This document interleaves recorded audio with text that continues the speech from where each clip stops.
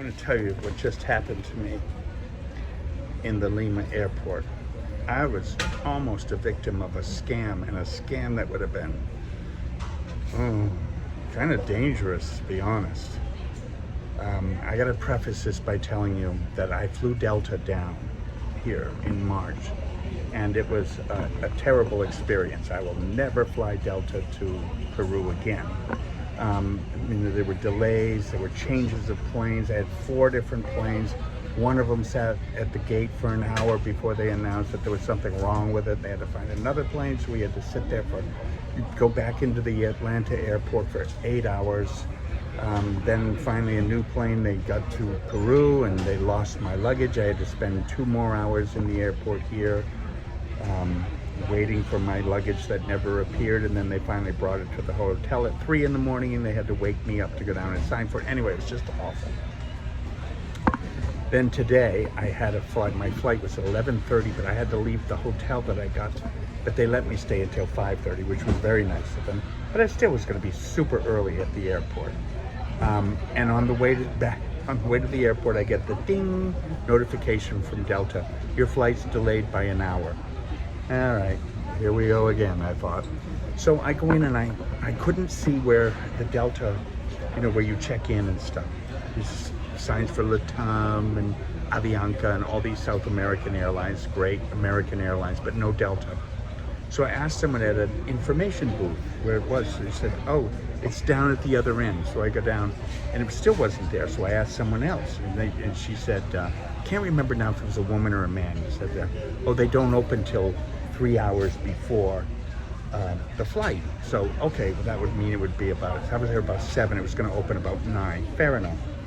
There was sort of a ledge that everybody was sitting at the windows. There's the front of the Lima airport is just all plate glass windows, and inside there's like a little ledge, and everybody's just sitting on there. So I'm on that ledge, and I called my friend Lillian, and we're chatting, and somebody's banging on the window behind me.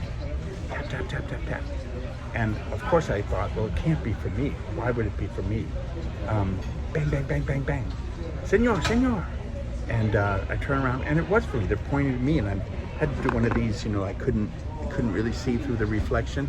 And it's a guy in a uniform, an airline uniform, and he holds up his badge and says Delta. And he's got the the ribbon that they wear, Delta. It also had Latam on it, so I don't know. So I'm like, well, what do you want? Why doesn't he come into the airport? So he's, telling me to go down to one of the doors that open.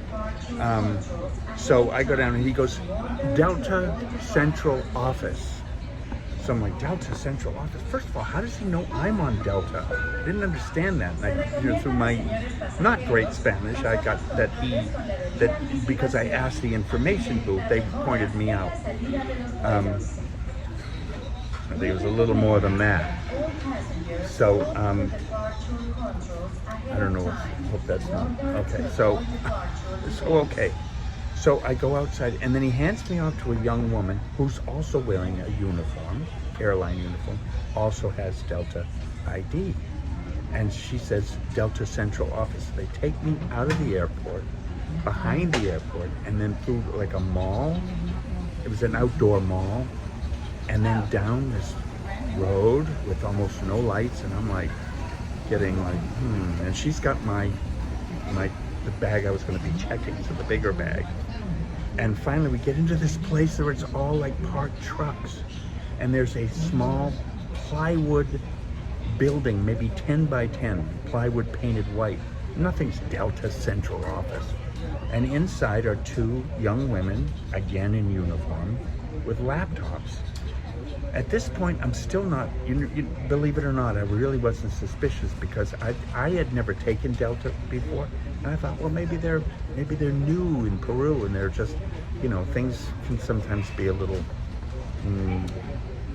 put together in a rush. Maybe they didn't quite have a central office yet. So anyway, oh my God. So now that I'm in there, and they say your flight's been canceled. I'm like, well, and again, had I not already been primed, I might not have believed it so easily, but I did. And they're like, but we can get you on another flight, a Latam flight. And I said, oh, really? That'd be great. And he said, but it might leave in the morning. I'm like, oh, I have to spend the night in this airport? And they're like, no, it's, there's a hotel we can put you up in. I'm like, okay, well, this all sounds okay. And then the original guy, the banging on the window guy, appears again. And he's telling me something. I'm like, Senor, mi español no es muy bueno, por favor. So he says, okay, and he uses his translator. And he says, there's an extra fee. And I see $26. And I'm like, oh, it must be some, change fee or some tax or airport tax or something. And I'm like, $26? Okay, no hay problema. And he essentially explained, no, it's not $26. It's $2,600. I'm like, oh shit. So I'm like, no. And I put it in the translator. I am not paying anything for this. I'll just simply wait for the next day and take another flight. I don't care what it is. And surprisingly, they really weren't pushing back. But now they've got my passport and they've got my phone. So I'm like, passport, por favor. And they slid it over and I put it right in my pocket. And then I said, I need my phone I want to show you something. So what I wanted to show them was, I get these text messages and there's a 1 hour delay. I got nothing about there's a cancellation. So I said, voy a aeropuerto ahora. And I guess I was pretty firm about I am leaving you right now and I'm going to the airport and I'm not paying you one effing dime. So I walk out and they hand me off to yet another person, again wearing a uniform, who made sure he showed me his ID, and he's now walking me to the airport, pulling my to be checked bag. When we finally, and now I'm getting madder and madder because now I know this whole thing was completely wrong and could have been dangerous. My God, if I was out there, who knew who was outside that Delta Central office? Oh my God. Anyway, he's like, can I have a tip? That's when I let loose with a nice choice of simple American words that he may never have heard. And when I went inside, I found a cop, and I told him. He's like, really? And then the Delta people were like, oh, really? We never heard of anything like that. I'm like, are you going to go look? I know where the place is. Do you want me to bring you there? I didn't care. I mean, maybe they cared, but I think they were shocked. We never heard of such a thing. And I know you could probably say, oh, you're so stupid. Why would you fall for such a thing? Have they not been wearing Delta uniforms and, Delta Central Office? I knew when I saw the Central Office, yeah, then I was like, But before then, why would I be suspicious? But I've now since learned, really, why didn't he come inside? I was actually really quite annoyed with him. Like, why aren't you coming inside? Now I know why, because he couldn't get in because he didn't have proper ID. He did not have proper ID.